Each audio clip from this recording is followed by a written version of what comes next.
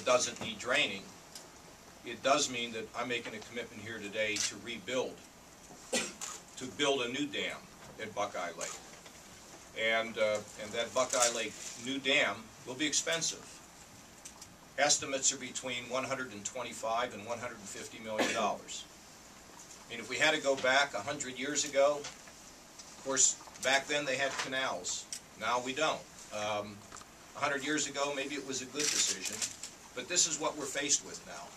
And I think it's going to be very possible over time to make lemonade out of lemons.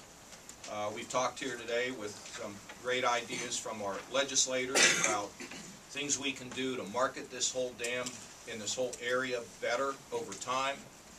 The fact that we can see more economic development occurring in the Buckeye Lake region. As you know, there's some wealth, but there's a lot of people that have no wealth, and maybe this is going to be an opportunity for them to be made more secure over time.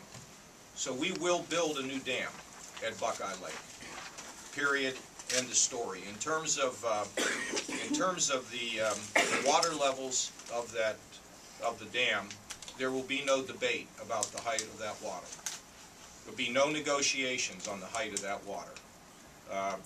We have a winter pool situation which puts less pressure on that dam. We don't want to get into a discussion about, well, we can have it a little bit higher, we can water ski. You'll have plenty of water skiing once this is done. But in the meantime, we don't want to jeopardize anybody's life because we are in any way casual about this circumstance. Now, these decisions have not been made by, frankly, I make a decision here as the governor of the state, but leading up to this have been some great experts in the field of dam safety, Corps of Engineers and their engineers, the engineers that are located and operate within the Department of Natural Resources.